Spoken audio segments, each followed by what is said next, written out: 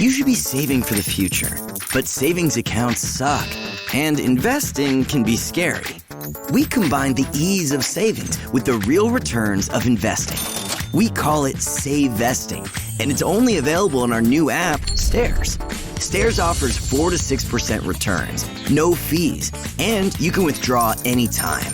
Do your future a favor. Visit stairsapp.com today. The following is a Hoop Ball presentation.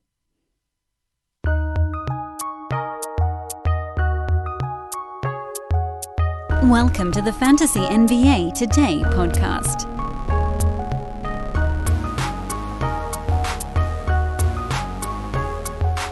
Show 36 out of 36 in a row. We made it, and damn it, I am ready for a 2-day break from podcasting, although I'm actually going to be seeing other human beings for the first time in, like, what are we at now?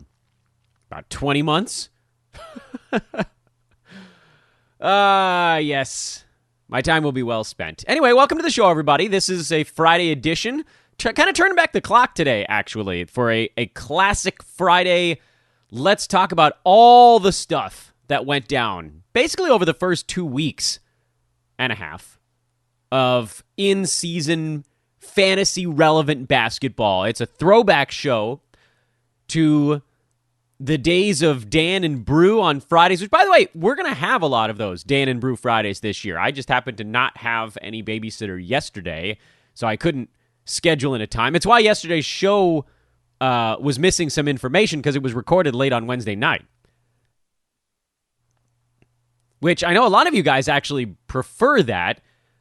But I can't do that every night. There's too much noise, and you heard there was a child scream in the middle of that show. It's just that's not a sustainable model. But we will have Brew and Dan Fridays. They will be coming back, probably starting as early as next week. And for those that have been a part of this in the past, you know that we go through all the ads, holds, drops, streams, buys, and sells, the most obvious ones at the very least, of the week just played out. Although right now we're probably going to go with kind of a 2 weeks done. But really it's what's happened over the last few days, because things change so quickly in the NBA that we just have to be ready for it. So we're going to dive right on in. I'm not going to bother with yesterday's box scores, because it's all going to be sort of rolled up together into this full week in review show that'll get you situated for the weekend. And then, of course, on Monday, we'll have Reverse Chronological Lightning Round Monday, where we go back and review everything that happened over the weekend and kind of get ourselves reset. It'll be a different feel than having shows every single day since the first day of October, but you'll get used to it, I promise, and many of you have been used to it in the past. I want to do the holds first, so let's just dive right into it. By the way, I'm Dan Vespers. I don't know if I mentioned that. Whatever. Doesn't matter. The holds from this week, and some of them are much more obvious by the time we got to today, but I wanted to drop them in there because there were some question marks at some point earlier in the week, and then other ones do belong on this list. So someone like a Matisse Thybulle, who, I admit, everything that was happening in Philadelphia was starting to annoy me a little bit. Just the who's in, who's out, who's going to play minutes, how many will they play? And with Thybulle, it was bouncing around a little bit.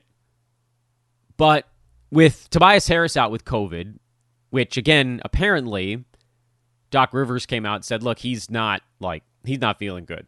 And I don't know what that means. Hopefully it means bad flu and nothing worse than that for Tobias, because I believe he is. I believe he's vaccinated. I think we heard the Sixers were 100% vaxxed. So I'm assuming that's not pointing towards any kind of hospital stay. But yeah, I mean, if he's laid up for a few days with bad or really bad flu-like symptoms, and then you got to wait until the viral load all goes away so he can test negative twice, and then he's going to have to kind of get his wind back after that, it's going to be a little bit. So Thybulle, who was already inside the top 70 with Harris healthy, slides way up the board. He's now number 56 in 9Cat so far this year, on the shoulders of almost exclusively 2 positive categories, and then turnovers is also a positive. Free throws, field goal percent, those are all basically net neutral for him because he doesn't take any. He doesn't score. He doesn't rebound. He doesn't pass. He doesn't hit three-pointers. He's getting 4 combined defensive stats, and that's doing everything for him. But you know what? That's enough right now. Plug someone like that into your lineup. It allows you to have other guys on your team that don't get defensive stats. Like Spencer Dinwiddie so far is number 52. He's averaging half a combined defensive stat so far this year. Those two guys are actually kind of an interesting story, not so much because they exist on the same fantasy team all that often, but more so because people are like, oh, well, Thibault, he only does it in 2 categories. Yes, it opens the board up for you in other things because it's very easy to make up for a couple missed rebounds or not a ton of scoring out of one guy. It's not that hard. I mean, it becomes a bit more complicated if you have a high-volume guy who doesn't do anything defensively. So he pairs well. He's like a fine evening wine with a bunch of other things that you're doing. So just hold on to him. Things are going well for him right now. I don't know that this needed to be in that column, but it is. Kelly Olynyk is a hold, which that one does belong on this list because he's coming off a very quiet performance yesterday. They gave Isaiah Stewart in Detroit. I say they. It's Dwayne Casey. Gave Isaiah Stewart the lion's share of the center minutes, but we saw what Olynyk can do when given any kind of opportunity. And honestly, right now, his numbers are kind of being artificially depressed by the fact that he hasn't shot the free throw well so far this year on not a ton of volume, but also not super little. Olynyk's averaging almost 4 free throws a game in 22 minutes, and he's making but 66% of them. So if you sort of, I don't want to say adjust for that because anything can happen and guys have seasons where they just suck at the free throw line and other seasons where they do better. But Olynyk's a career 78%er. Last year in Houston, in his vicious run, he was shooting 84% at the foul line. And he hasn't, during a regular season where he's actually gotten to the line at all, shot below basically 80%, 82%, frankly, since like 2017. So the 66% right now presumably will work its way up. It seems like he's being given, at least when he's on the floor, more freedom in Detroit than he had in Miami. In 22 minutes a game with the Pistons, he's averaging 9.5 shots a game, 3.5 free throws, 12.3 points right now, and excuse me, in 27 minutes with Miami last year, pre-trade, he was only taking 8.7 shots. So his usage is way up in Detroit compared to where it was in Miami, which means we don't need him to get to the 30 or 31-minute threshold he got in Houston to have fantasy value. He was basically there in Miami last year. He just needed to be a tiny bit more aggressive, which is where he's at in Detroit. So we're only like 2 minutes a game away from him having the fantasy value, basically being where his ADP would have put him, like 95-ish. That's it.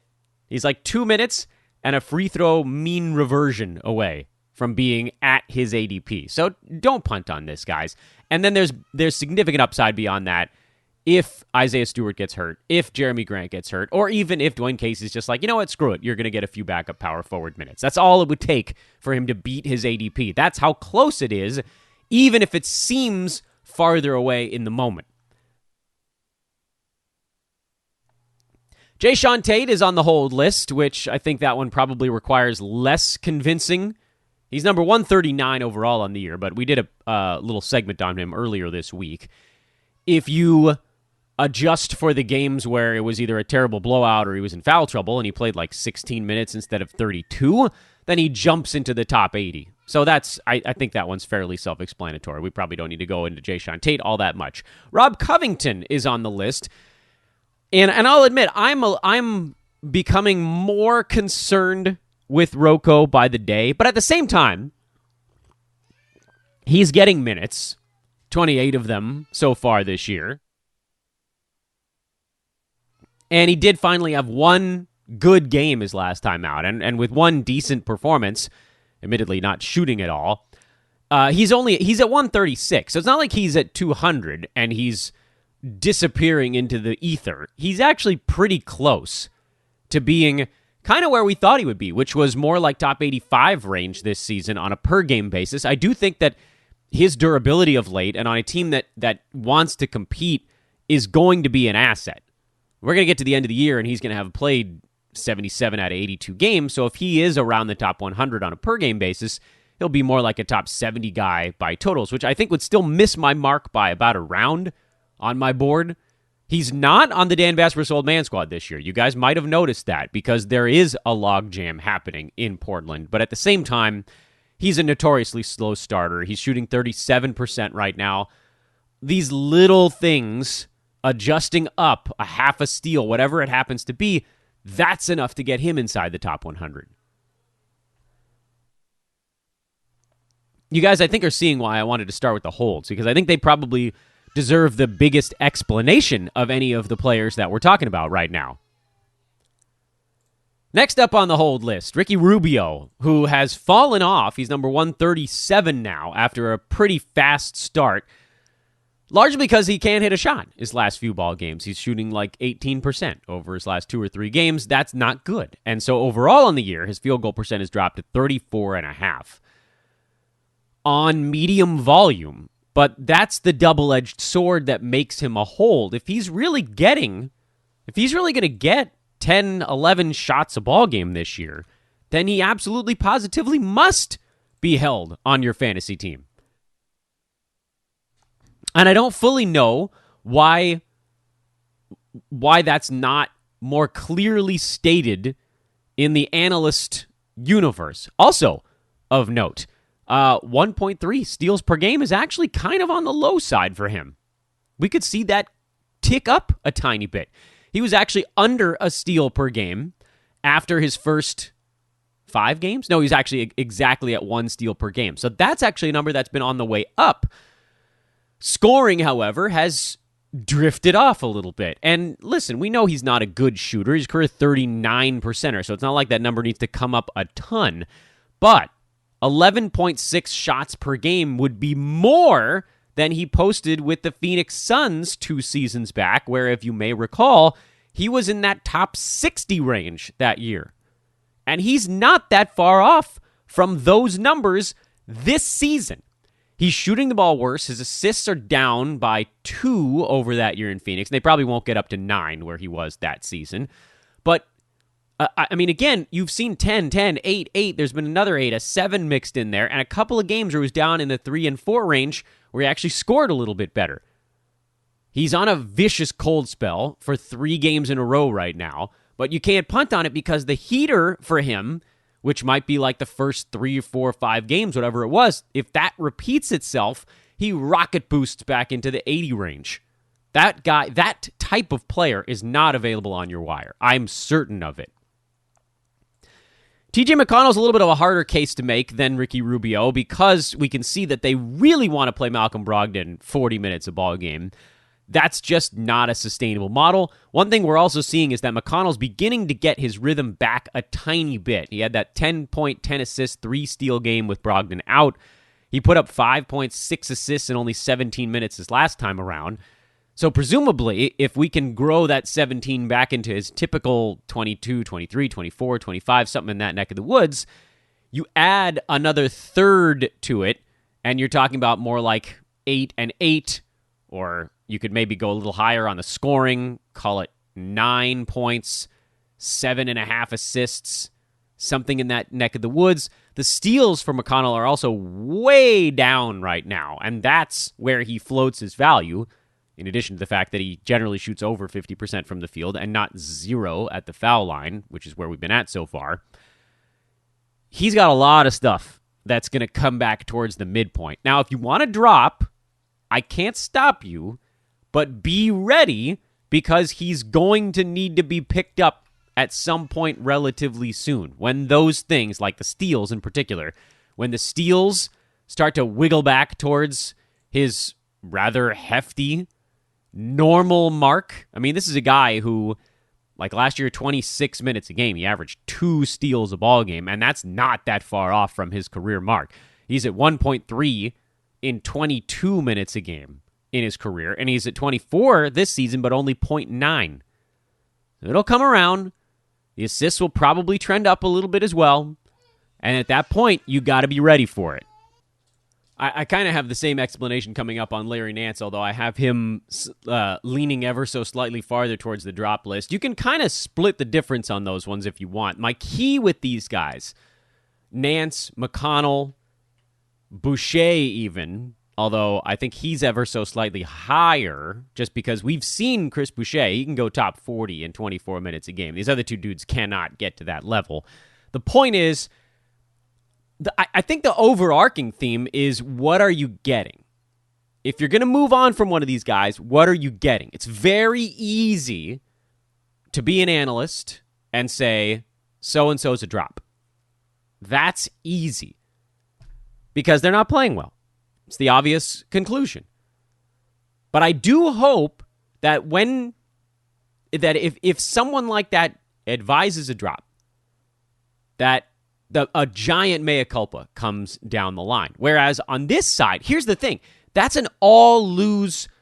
I'm trying to think of the right way to explain this because I worry that when I get into these types of things, people are going to be like, oh, Dan's coming after so-and-so. I'm not coming after anybody. I literally don't read anyone else's stuff anymore. I don't have time. So if you're thinking Dan's talking about some person in particular, I'm not. I don't know what anybody says on anything. I do know that someone out there is saying so-and-so's a drop because I get questions about it. That's basically the only way I know what other people are saying. Here's the thing, and I want you guys to really mull this particular thought process over, and then we'll pick up our speed a little bit on some of the other names on this list. TJ McConnell, Chris Boucher, Larry Nance Jr. I put those guys into one bucket because they've done it before, and they've done it, I don't want to say long-term, because McConnell really only did it for 1 year, where he was better than a top 100 guy, and Chris Boucher just hasn't been around all that long. But like Larry Nance, we've seen him do it a number of times. If he gets 24, 25 minutes a game, he's a shoo-in. He's a lock for fantasy value.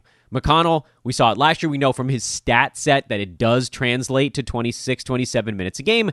Probably doesn't get that high this year, but again, same kind of thing. Chris Boucher, we know from his stat set, when he gets X number of minutes, he values out at different gradations. What I want you guys to really think on is, if I drop this guy, what am I getting? By the way, the last name on my hold list is Reggie Jackson, and heaven forbid someone moved on from him while he was taking 20 shots a game. It's not quite that high. He's at 17 shots a game, guys. He has one of the highest usage rates in the NBA, at least among non-superstars. So it's simply not a guy that you could have ever parted with. I know that his fantasy game is not that robust, but he's basically like among the top 30 in the NBA in overall stuff, how many times he touches a basketball during a game. He, Russell Westbrook, Damian Lillard are the only players who take that number of shots, 16.9 shots or more, that are not currently in the top 100. Russell Westbrook isn't in the top 100 because he has 5 turnovers a game and he's shooting 63% at the free throw line. Reggie Jackson and Damian Lillard are not in the top 100 because they're shooting so terribly poor from the field. Dame at 35% and Reggie at 36%. So it's a really obvious conclusion. I mean, you have to go, the names become more prevalent as you get down into like the 13, 14 shots a game group. But when you're up in that 17, that's rarefied air for how many shots per game your team is letting you take. And if you've been as bad at making them as Reggie had, well, you know things are going to level off. And then, good times indeed. The other guys around him, by the way, if you need another case to keep Reggie Jackson, the other guys near him at 17 shots a game, Jimmy Butler, Nikola Jokic, Karl Anthony Towns, DeJounte Murray, Julius Randle, Chris Middleton, Tyler Hero, LaMelo Ball, Malcolm Brogdon, Shai Gilgeous-Alexander. Anyway, you get the idea. I want to pivot back into the idea of, if I drop one of these guys, whoever it might be, McConnell, Boucher, Larry Nance Jr., I put in that list because they're the guys everybody's asking about, drops that have this built-in ability. There are other drops out there. Cam Reddish, that's an easier drop to make because we know there's no big-time upside there. Anybody like a Patty Mills or a Bruce Brown, there just isn't an upside element.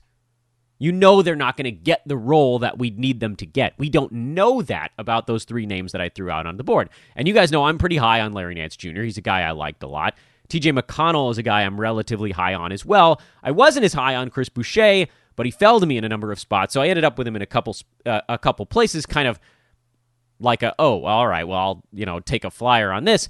And there was, there were better players certainly to this point at that spot, looking back now, but I don't mind the dice roll.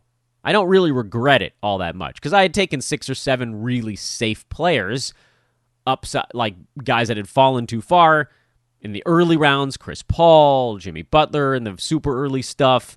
So I had the opportunity to roll the dice. Not the point.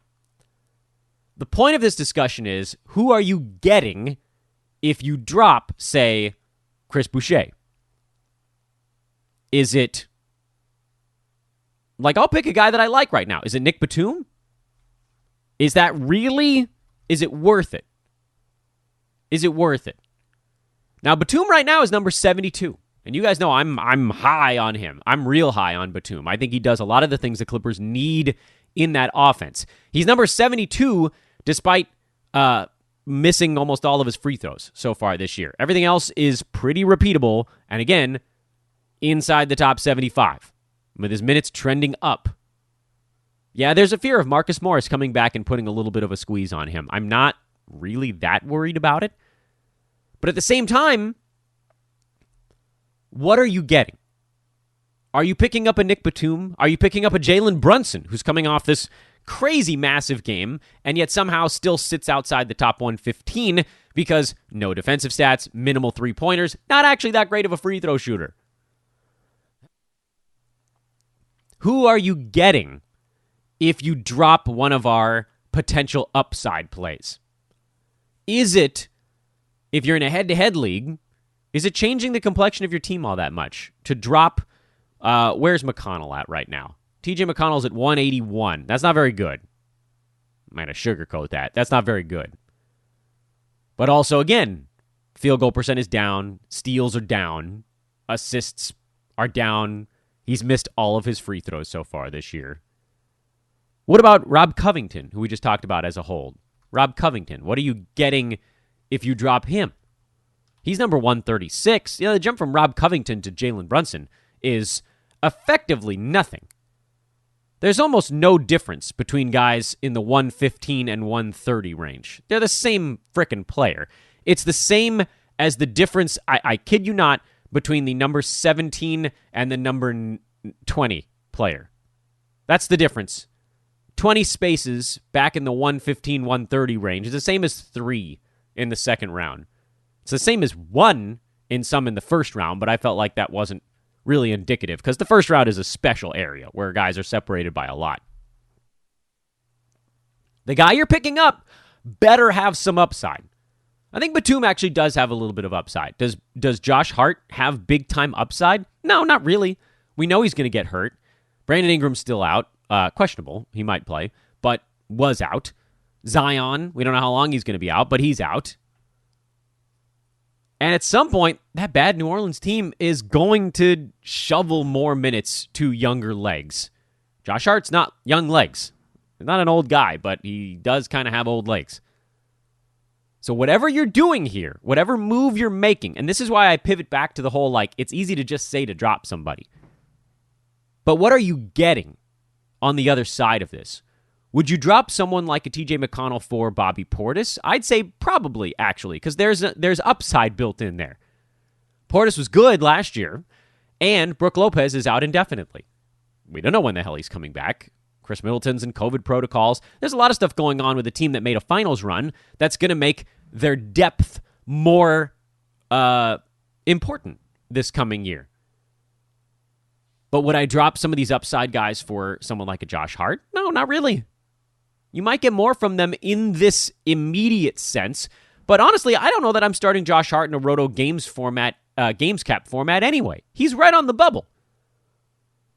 So if I'm dropping someone with upside for someone that I might not start in a weekly or a Games Cap format anyway, then what am I doing? If you're in a brutal head-to-head struggle, and Larry Nance not scoring at all is costing you your week, move on. Okay? You know your situation better than I do. But again, if you're not in dire straits, like if you lost brutally your first 2 weeks matchups, which doesn't seem all that feasible, your team shouldn't be that bad because Larry Nance isn't playing well. If you are like 4-14 after 2 weeks, yeah, you're going to have to make some tough calls. But if your team's like 8-10 or 9-9 or something like that, take the long view.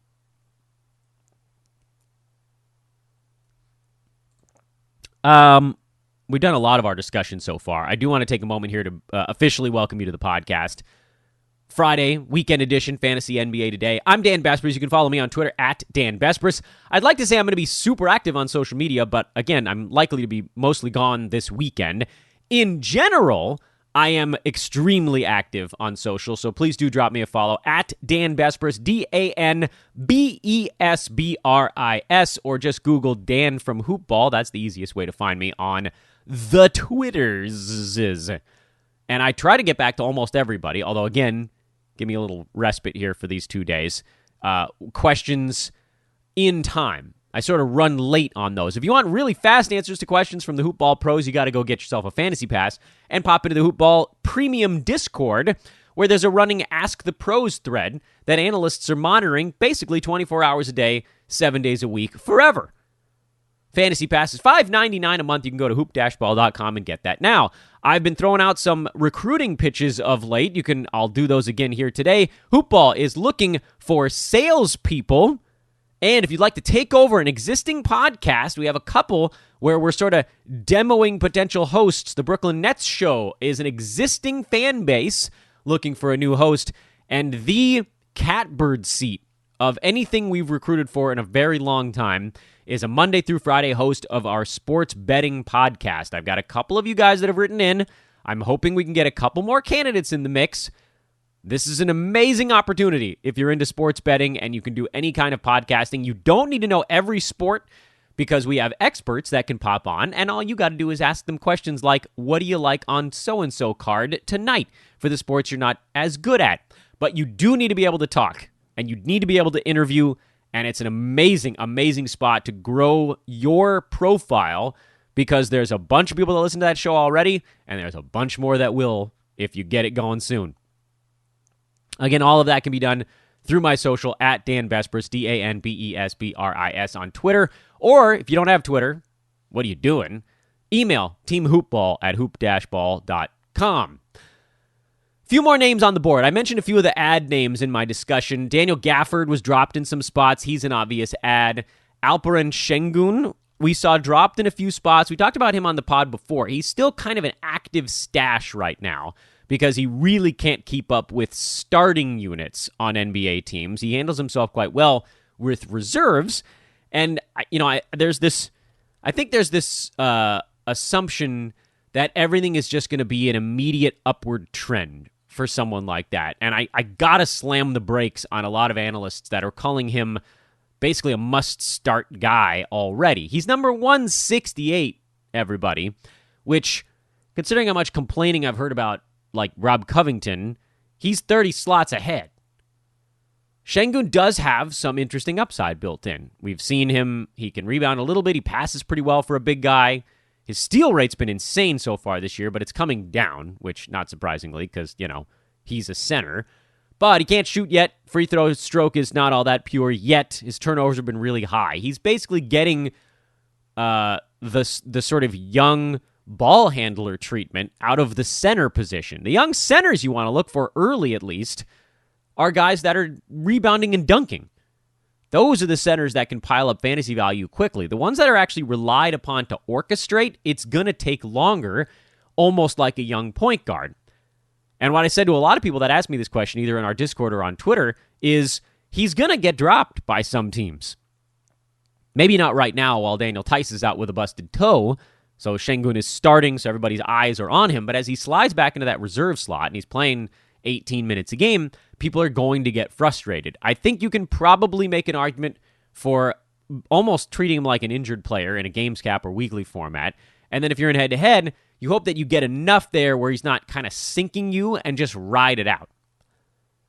Nick Batum is an ad. We talked about him already. Jalen Brunson is an ad because as long as he's starting, he's a monster, but he will at some point likely flip back to the bench, and then the question is, can that hold up? Josh Hart is an ad, much as I don't think there's a ton of upside there. He's number 160 right now. He's not getting any defensive stats, and that will come up a little bit. He's also a very good rebounding shooting guard, and while that team's beat up, you might as well try to milk it. And finally, Bobby Portis, who I also mentioned a moment ago. He's an ad. We saw him dangling on a few waiver wires. His minutes are ramping up off an injury, and he's going to do a ton, especially while guys on that team are hurt. Mentioned a few of the drop names already. The only one I don't think I got to was DeAndre Hunter, which it kind of pains me to say, but he's number 205 in starters minutes because he's literally doing nothing in his time on the floor. He had one good ball game and 7 really bad ones with opportunity. And it's not like a bunch of stuff needs to even off. Yeah, his free throw shooting has been weird so far, but that's not that big of an element of his game anyway. Field goal percent is still good. He's just not getting a ton of shots, like enough to be something, but he's not rebounding at all. I mean, this is your team's starting forward. 2.5 rebounds a game. That is unacceptably low. Half an assist? I don't know what's going on there. And I don't know that it's changing anytime ultra soon with the way that they're kind of made up in Atlanta. So I'm okay with a drop. He's just not doing anything. And then there's just an array of incredible streaming options right now. Tyrese Maxey's been a pretty good stream all season long. He did finally have a better ball game yesterday, which put him right back near the edge of the top 100. He's a streamer type.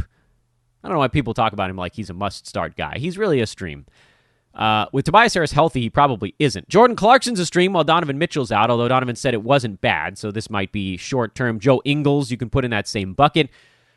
Carmelo Anthony is a stream until the Lakers get healthy, but that could be a while yet. Dennis Schroeder is a stream if Jaylen Brown has to miss any time.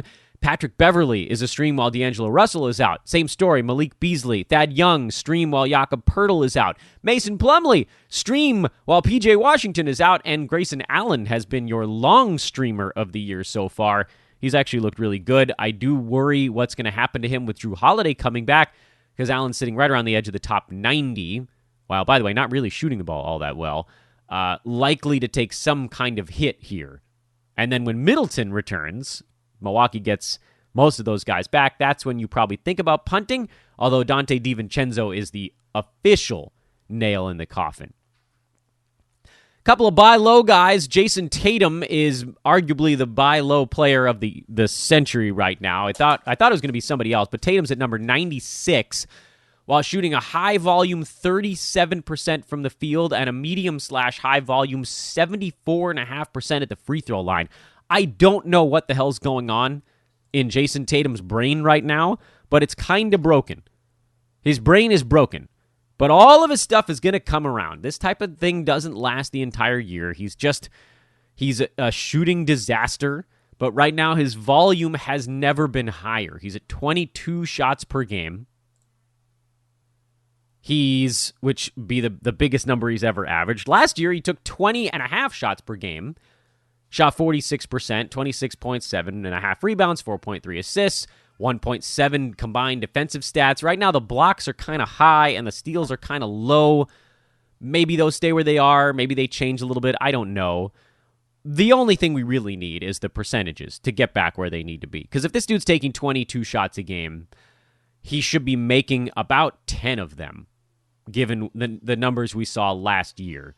And we're talking about 2 additional field goals per ball game.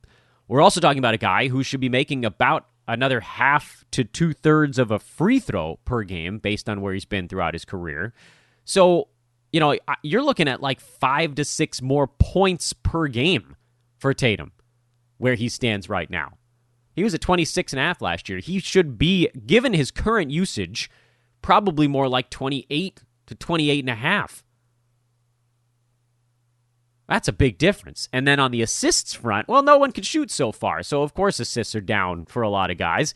3.5 can become 4 very quickly as everybody else starts to put the ball in the hoop. And certainly he's getting yelled at for maybe not passing enough. He'll be fine. I don't know what it's going to take to get him. That's the other half of that thing. I don't really know what it's going to take to get Jason Tatum. But I can tell you it's not a first rounder right now.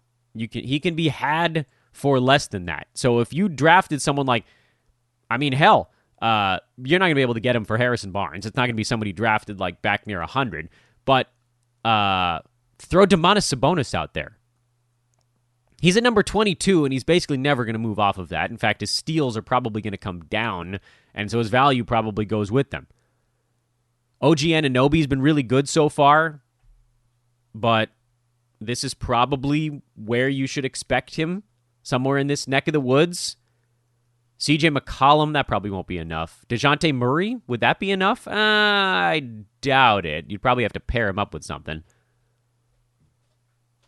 I don't think Al Horford would get it done. I know he's in the first round right now. So it all comes down to that perceived value versus real value. Michael Porter Jr., also a buy low. He can be had, I think, for a much cheaper price. Now, with that, you're looking for somebody drafted maybe in the 60s, overperforming. Who might you find in that neck of the woods? Tough to say, because you're going to have a tough time parting with some of these dudes. You might even be able to go a little bit deeper down the board, which I know is a weird... people are going to hate me for this. I might give up someone like a Devin Booker, but that's just because I think he's going to be way lower than everyone else. Spencer Dinwiddie, would that get it done? Probably not. DeAnthony Melton, maybe you could combine those two types of guys. Just looking at some names on the board here. Anthony Edwards is number 48. There might be the perception that he's much, much higher than that, but because of a low field goal percent, that's going to keep that number down a little bit. You guys aren't even going to want to part with these guys, so maybe I shouldn't even go down that road. But MPJ can be had for a relatively affordable rate. Throw Jeremy Grant at somebody, see what happens. He's number 60. JJJ was a buy low until that last ball game. I don't know if you're going to be able to pry him out of anybody's cold, dead hands anymore. Tyler Hero is probably my main sell guy right now, and really it only took one poor ball game to drop him back to number 84. Get what you can, because his numbers are so heavily built on scoring that it's super easy to drop off. It just takes one or two non-scoring games, or like one of the other categories doesn't quite lift, where you fall like a boulder. That's the tough thing, man. When your game is all about basically one category, and to Hero's credit, he's actually rebounded relatively well so far this year. It's just so easy to move on the board. There's no tether.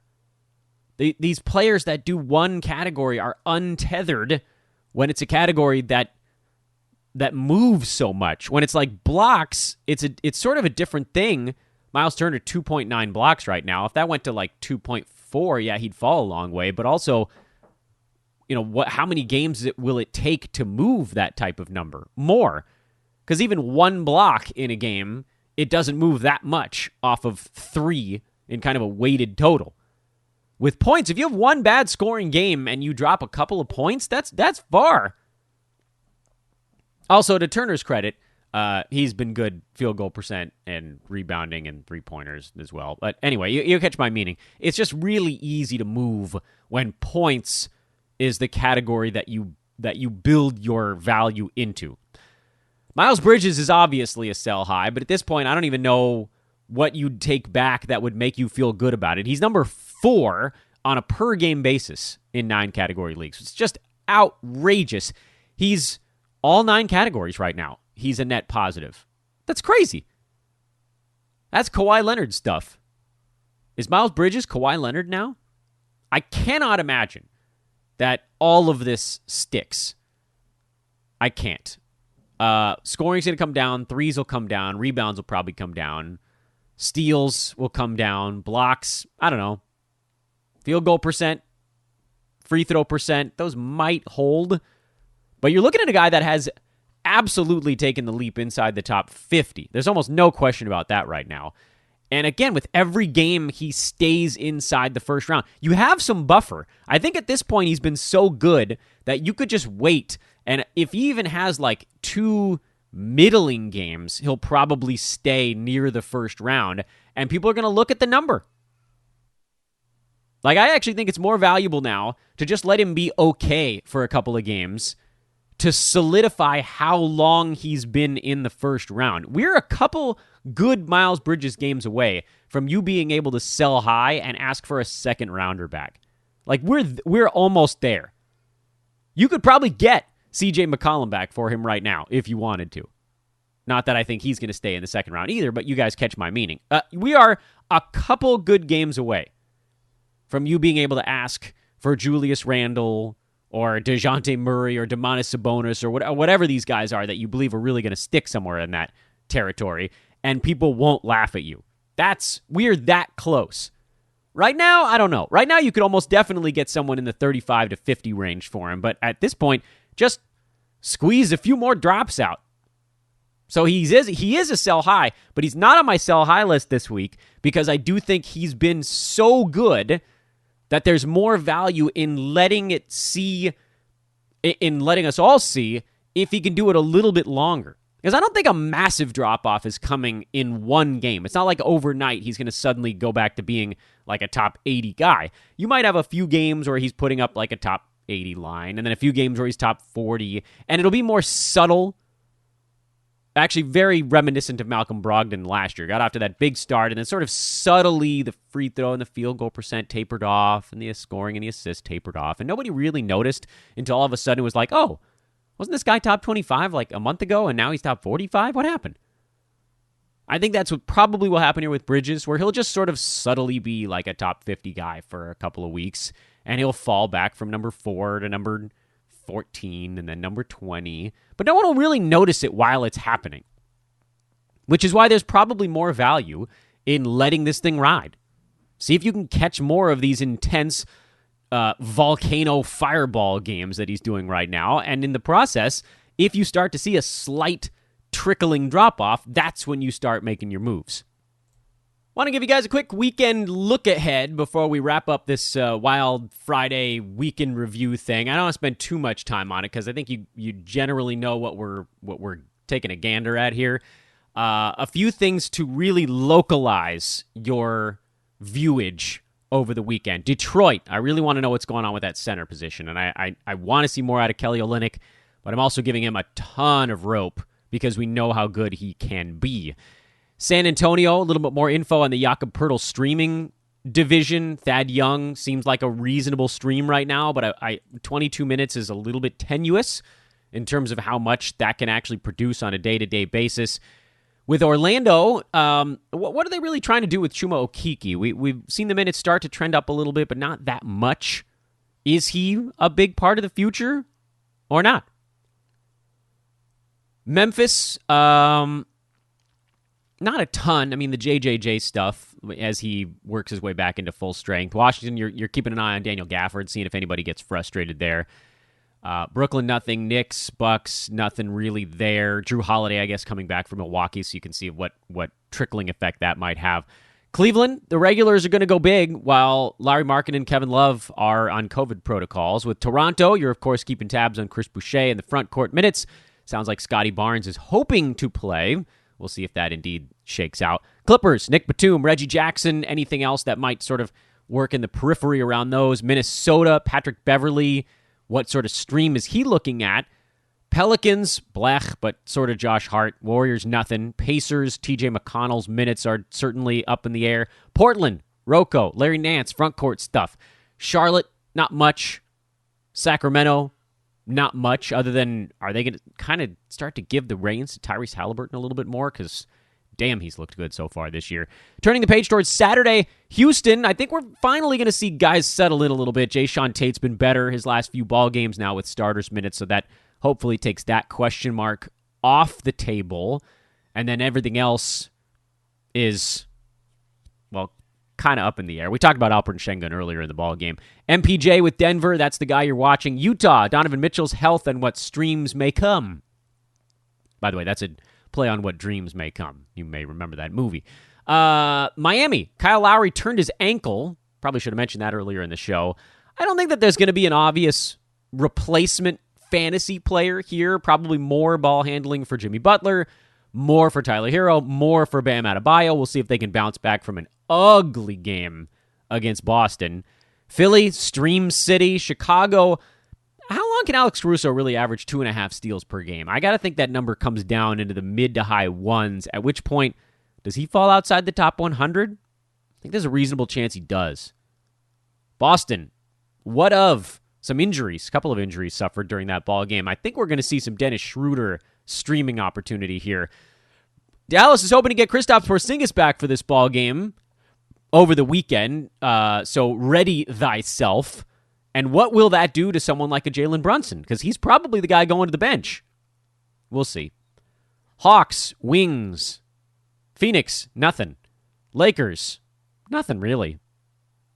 And I don't think anybody is not playing today or tomorrow, but just a quick glance at Sunday confirms that the Thunder actually are off for those two games, but we're not really paying close attention to them anyway. You're watching the growth of Josh Giddey, because you knew Shea was going to be okay at some point this year.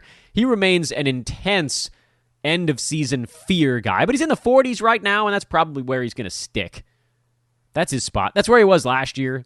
Steals and blocks are down a little bit for him since he took on that bigger usage role, and then everything else is solid. Field goal percent, free throw percent, all that stuff. Right now, it's not taking as much, by the way, to get inside the top 50 because so many players have been bad to start the year and field goal percents are just sort of generally down. So I know we say like, well, his field goal percent will probably come up a little bit, but a lot of other guys will too. So everyone's going to kind of float up the board together. You got to look for the ones that are way off the mark, like a Michael Porter Jr., like a Damian Lillard, like a Reggie Jackson, things like that, where guys are going to move 5, 6, 7, 8% or more. MPJ might be like 15%. That's the type of field goal reversion that could have an impact. Like Donovan Mitchell going from 41.5 to 43, that's not going to change his outlook very much because, again, everybody's going to come up 1 or 2% as teams settle in here. We're seeing so much of this, the rust shake-off period this year, that, again, if everybody's going up 1 or 2%, then if you're 1 or 2% under your mark, that's not really it's not statistically significant. But if you're like 7 or 8% down, yeah, that's something you want to work into the math. Thanks again, everybody, for listening. Hope you enjoyed this stretch of 36 shows in 36 days. If you did, please drop a 5-star review on the pod. I've said it before. I've said it again. I will love you forever. I really will. That's all it takes is a review on a podcast to earn my undying affection. I know I run cheap like that, but thank you to everybody that's done it so far. Much, much, much appreciated. Starting on Monday, I will loop it back around and reverse chronological lightning round Monday. Again, if you're figuring out how to drop a review on a show, it's annoying. Podcast app on your mobile device, search for Fantasy NBA Today, and then you got to scroll all the way down to the bottom. They hid it from you. If you're on a computer, it's a little bit more straightforward. Again, massive thank you to everybody that's been listening throughout this crazy run of shows. I am Dan Vespris, at Dan Vespris on Twitter. This is Fantasy NBA Today, a hoop ball presentation. Have a great weekend. I will. We'll talk to you on Monday, everybody. So long.